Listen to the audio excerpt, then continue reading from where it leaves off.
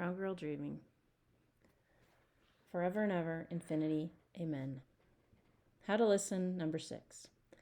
When I sit beneath the shade of my block's oak tree, the world disappears. Reading. I am not my sister. Words from the books curl around each other, make little sense, until I read them again and again. The story settling into memory. Too slow, the teacher says. Read faster. Too babyish, the teacher says. Read older. But I don't want to read faster or older or any way else that might make the story disappear too quickly from where it's settling inside my brain, slowly becoming a part of me. A story I'll remember long after I've read it for the 2nd, 3rd, 10th, 100th time. Stevie and me. Every Monday, my mother takes us to the library around the corner. We are allowed to take out 7 books each. On those days, no one complains that all I want are picture books. Those days, no one tells me to read faster, to read harder books, to read like Dell. No one is there to say, not that book, when I stop in front of the small paperback with the brown boy on the cover, Stevie. I read. One day my mama told me, you know you're going to have a little friend come stay with you. And I said, who is it?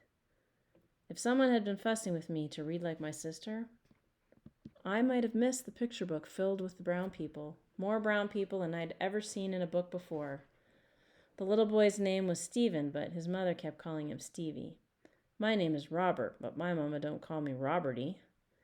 If someone had taken that book out of my hand and said, you're too old for this, maybe I'd never have believed that someone who looked like me could be in the pages of the book, that someone who looked like me had a story. When I tell my family. When I tell my family I want to be a writer, they smile and say, we see you in the backyard with your writing. They say, we hear you making up all those stories, and we used to write poems, and it's a good hobby. We see how quiet it keeps you. They say, but maybe you should be a teacher, a lawyer, do hair. I'll think about it, I say. And maybe all of us know this is just another one of my stories. Daddy Gunner. Saturday morning, and Daddy Gunner's voice is on the other end of the phone. We all grab for it. Let me speak to him. My turn. No, mine. Until Mama makes us stand in line. He coughs hard, takes deep breaths. When he speaks, it's almost low as a whisper. How are my New York grandbabies, he wants to know. We're good, I say, holding tight to the phone, but my sister is already grabbing for it. Hope and even Roman, all of us hungry for the sound of his faraway voice. Y'all know how much I love you? Infinity and back again, I say, the way I've said it 1,000,000 times. And then, Daddy tells me, go on and add a little bit more to that.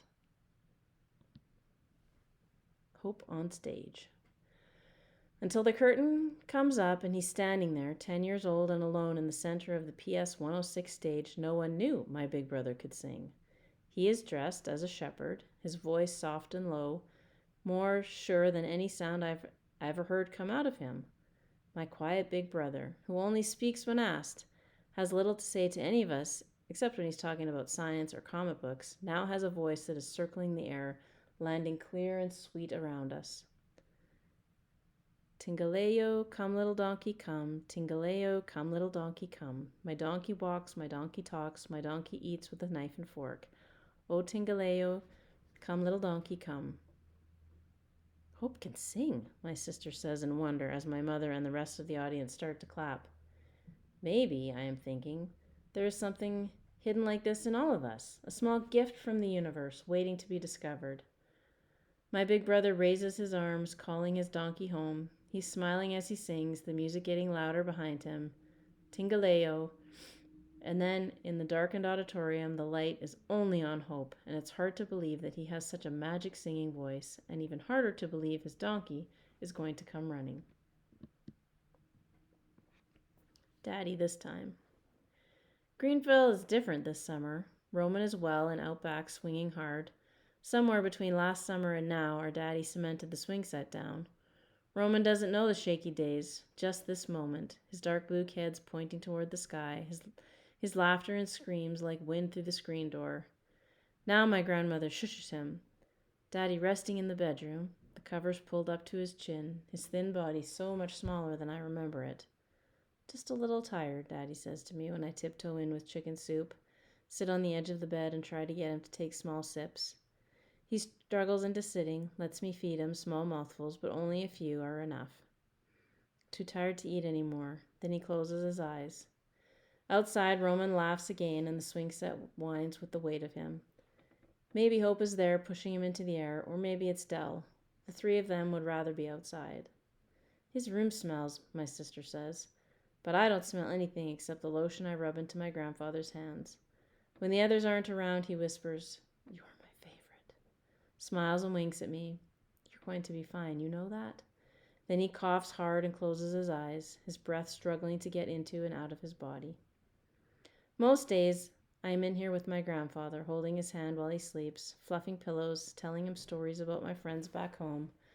When he asks, I speak to him in Spanish, the language that rolls off my tongue like I was born knowing it. Sometimes my grandfather says, "Sing me something pretty." And when I sing to him, I'm not just left of the key or right of the tune. He says I sing beautifully. He says I am perfect. What everybody knows now. Even though the laws have changed, my grandmother still takes us to the back of the bus when we go downtown in the rain. It's easier, my grandmother says, than having white folks look at me like I'm dirt. But we aren't dirt. We are people, paying the same fare as other people. When I say this to my grandmother, she nods, says, "Easier to stay where you belong." I look around and see the ones who walk straight to the back, see the ones who take a seat up front, daring anyone to make them move, and know this is who I want to be, not scared like that, brave like that. Still, my grandmother takes my hand downtown, pulls me right past the restaurants that have to let us sit wherever we want now. "No need making any trouble," she says. "You all go back to New York City, but I have to live here." We walk straight past Woolworths without even looking in the windows, because the one time my grandmother went inside, they made her wait and wait. Acted like I wasn't even there. It's hard not to see the moment. My grandmother in her Sunday clothes, a hat with a flower pinned to it neatly on her head, her patent leather purse perfectly clasped between her gloved hands, waiting quietly, long past her turn. End of summer. Too fast the summer leaves us. We kiss our grandparents goodbye, and my Uncle Robert is there waiting to take us home again. When we hug our grandfather, his body is all bones and skin, but he's up now, sitting at the window, a blanket covering his thin shoulders. "Soon I'll get back to that garden," he says. But most days, all I want to do is lay down and rest. We wave again from the taxi that pulls out slow down the drive, watch our grandmother still waving, grow small behind us, and our grandfather in the window fade from sight. Far Rockaway. Robert only stays long enough for my mother to thank him for buying our tickets, for getting us home. He does a fancy turn on his heel, aims two pointer fingers at us, says, "I'll catch up with all of you later." We tell him that he has to come back soon, remind him of all the stuff he's promised us, trips to Coney Island and Palisades Amusement Park, a Chrissy doll with hair that grows, a Tonka toy, Gulliver's Travels, candy. He says he won't forget, asks us if he's a man of his word, and everyone except my mother nods. Hard not to miss my mother's eyebrows giving her baby brother a look, pressing her lips together. Once in the middle of the night, 2 policemen knocked on our door asking for Robert Leon Irby, but my uncle wasn't there. So now my mother takes a breath, says, "Stay safe," says, "Don't get into trouble out there, Robert." He gives her a hug, promises he won't, and then he is gone.